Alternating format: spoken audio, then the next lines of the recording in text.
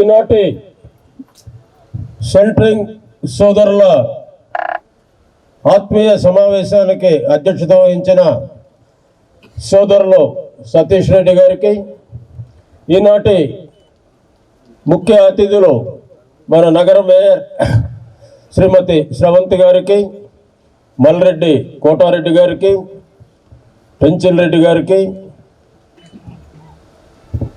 గౌరీ గారికి, కోటేశ్వర రెడ్డి గారికి, ఇంకా వేదిక పైన సోదర నాయకులకు, సుధీర్ రెడ్డి గారికి, స్వర్ణ వెంకయ్య గారికి,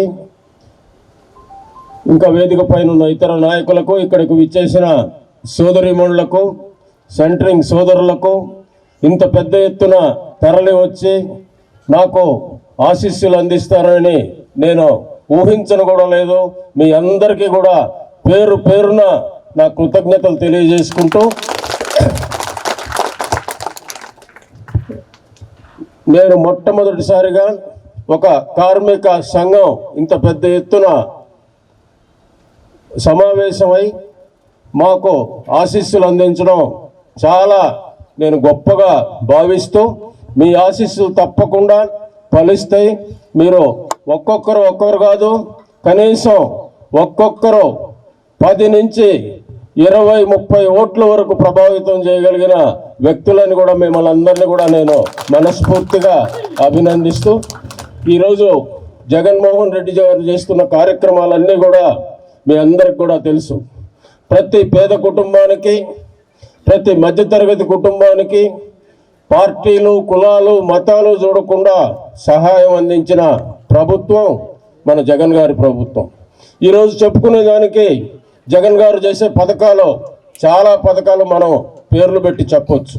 గతంలో రాజశేఖర రెడ్డి గారు చేసిన పథకాలు మనకు ఈరోజు కూడా గుర్తున్నాయి.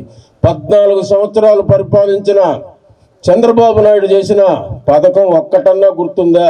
ఎవరైనా గుర్తుంటే చెప్పాల్సిందిగా కోరుతూ ఉన్నాం. కేవలం ఆయన అబద్ధాలు చెప్పడం, 5 ఏళ్ళు గడపడం తప్పితే ఏ రోజు కూడా చెప్పిన ఎలక్షన్కు ముందు చెప్పిన వాగ్దానాలు ఒక్కటి కూడా నెరవేర్చిన దాఖలాలు లేవు.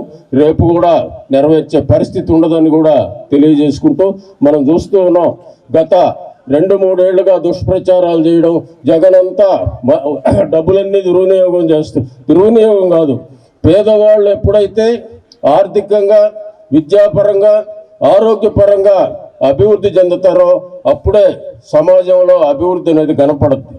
పేదవాళ్ళుగా ఉంటే ఆ దేశం బాగుపడదు, ఆ ఊళ్ళు బాగుపడవు, ఆ జిల్లాలు బాగుపడవు, ఆ రాష్ట్రాలు బాగుపడవు. కాబట్టి మొట్టమొదటిసారిగా పేదరికం తగ్గించాలని గుర్తించిన మొట్టమొదటి చీఫ్ మినిస్టర్ ఎవరన్నా ఉన్నారంటే అది జగన్మోహన్ రెడ్డి గారనే మీ అందరికి కూడా తెలియజేసుకుంటున్నాను. నేను గత 25 సంవత్సరాలుగా ఈ జిల్లాలో రాజకీయాల్లో ఉన్నాను. అనేక ముఖ్యమంత్రుల దగ్గర పనిచేశాను, అనేక ప్రాంతాల్లో ఎమ్మెల్యేగా ఉన్నాను. ఎక్కడున్నా కూడా ఎవరికి హాని తలపెట్టకుండా ఆ ప్రాంతాలను అభివృద్ధి చేశాను.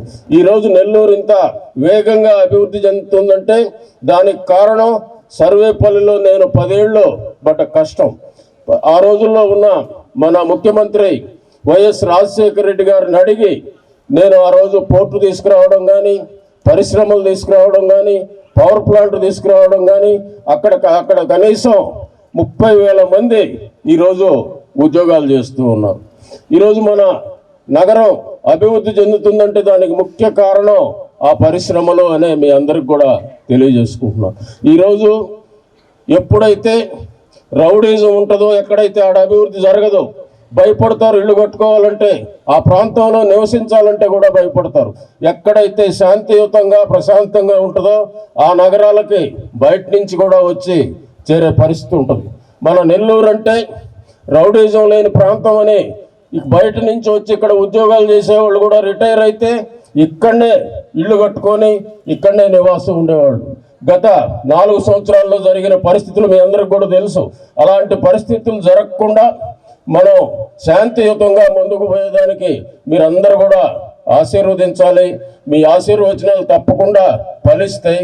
తప్పకుండా మీ కార్మిక సోదరులకు పని ఉండాలంటే అభివృద్ధి జరగాలి. ఇక్కడ అభివృద్ధి జరిగేదానికి నేను అన్ని విధాలా కూడా కృషి చేసి మన ప్రాంతం ముఖ్యంగా రూరల్ ప్రాంతంలోనే కన్స్ట్రక్షన్ యాక్టివిటీ ఎక్కువగా ఉంటుంది కాబట్టి మీరందరూ ఆశీర్వదించండి. మీ అందరికీ పని 360 రోజులు ఉండే విధంగా నేను చర్యలు తీసుకుంటానని కూడా మీ అందరికి కూడా తెలియజేసుకుంటూ ఈరోజు మీరు మంచి చెడు ఆలోచించి మీ ఓటుని మీకు సంబంధించిన వాళ్ళ ఓట్లని మీరు ప్రభావితం చేయగలిగిన వాళ్ళ ఓట్లన్నీ కూడా వేయించాలని మిమ్మల్ని మనస్ఫూర్తిగా కోరుకుంటూ ఈరోజు 2 ఓట్లు ఉంటాయి మనకి. ఒకటి అసెంబ్లీ, రెండోది పార్లమెంటుకు విజయసాయిరెడ్డి గారు, అసెంబ్లీకి నన్ను మనస్ఫూర్తిగా ఆశీర్వదించాలని కోరుకుంటూ మీ ఆశీర్వచనాలు ఎల్లవేళలా ఉండాలని కూడా కోరుకుంటూ సెలవు తీసుకుంటాం. జై హింద్.